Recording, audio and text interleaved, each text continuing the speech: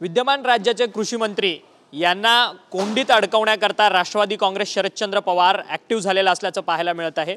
सध्या आपल्याबरोबर राजेभाऊ फड आहेत, ज्यांनी आत्ताच राष्ट्रवादी काँग्रेस शरदचंद्र पवार यांच्या पक्षामध्ये त्यांनी प्रवेश केला आहे। खरं तर तुम्ही रासपमध्ये युवक अध्यक्ष होता, तुमचे सासरे गंगाखेडचे आमदार आहेत रत्नाकर गुट्टे।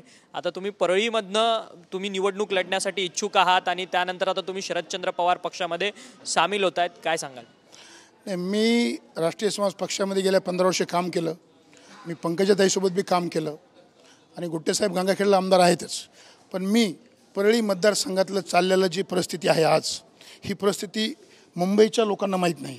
जे परळीत लोक राहतात त्यांना माहिती आहे त्यांची काय दादागिरी आहे, दडपशाही आहे, काय भ्रष्टाचार होतो, कसं अनुदान मिळत नाहीत। या सर्व गोष्टी मी पवार साहेबाच्या कानावर टाकल्या, त्यांच्यासंग चर्चा केली आणि त्या चर्चेतून आमचं असं ठरलं की आता पवार साहेबाच्या पक्षात मी प्रवेश करायला पाहिजे आणि कुठंतरी या फळीमध्ये कुठंतरी ह्या चाललेल्या गोष्टी आपण पवार साहेबांच्या नेतृत्वाखाली थांबवायला पाहिजेत आणि या मार्गानेच मी पवार साहेबांच्या पक्षात प्रवेश केला। धनंजय मुंडे हे राष्ट्रवादी काँग्रेसमध्ये आहेत, महायुती म्हणून त्यांच्याकडे 3 पक्ष आहेत, अर्थात भाजप, राष्ट्रवादी काँग्रेस आणि शिवसेना।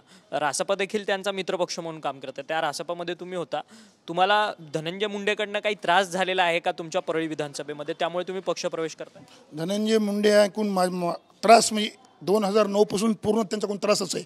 मलाच नाही, परळी मतदारसंघातल्या सर्वसामान्याला, मोलमजूर असेल, कष्टकरी असेल, शेतकरी असेल, व्यापारी असेल, गुत्तेदार असेल, प्रत्येकाला धनंजय मुंडेपासून परळी मतदारसंघात त्रास आहे। सगळे लोकांचं स्थलांतर झालं आहे परळीतून। व्यापारी सोडून जात आहेत, मजूर पळून जात आहेत, शेतकऱ्यांना कुठं न्याय मिळत नाही, शेतकरी जमीन करत नाहीत, शेतकरी जमीन असती माझी आणि इमोठली तर त्यांचे कार्यकर्ते, अशी परिस्थिती परळीमध्ये आहे।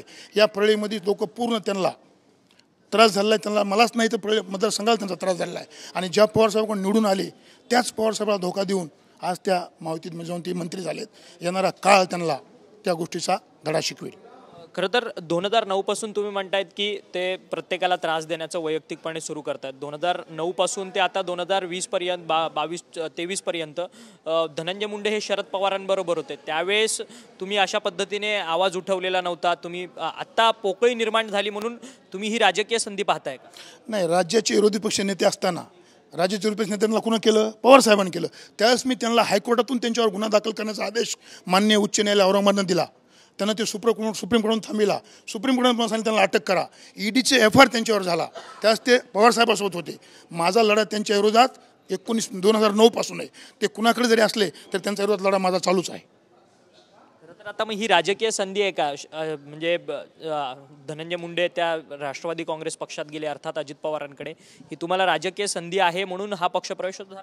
नाही, राजकीय संधीचा विषयच येत नाही।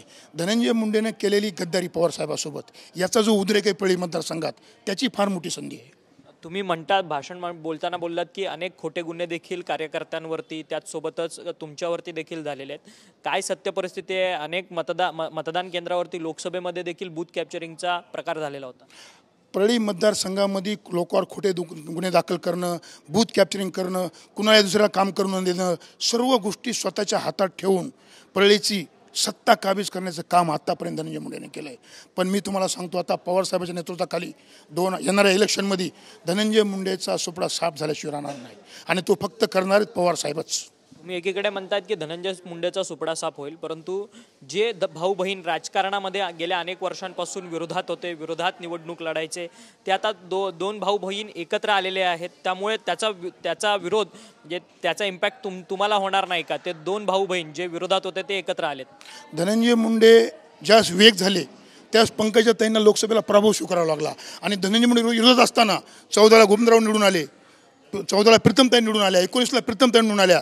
धनंजय मुंडे आणि पंकजताई एक झाल्यामुळेच त्यांचा पराभव झाला, असं माझं स्पष्ट मत आहे। मग यंदा तुम्ही धनंजय मुंडे यांना पाडून स्वस्थ बसणार?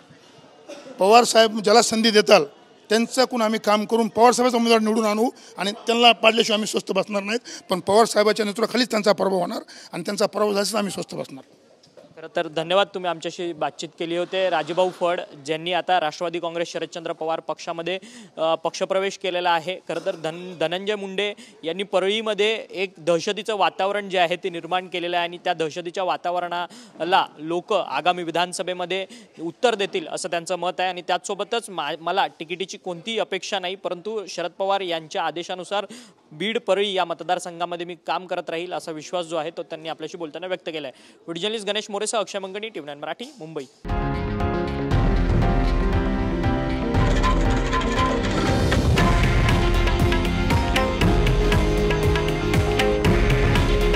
हे आहे देशातील नंबर 1 न्यूज नेटवर्क आणि आपण पाहत आहात TV9 मराठी.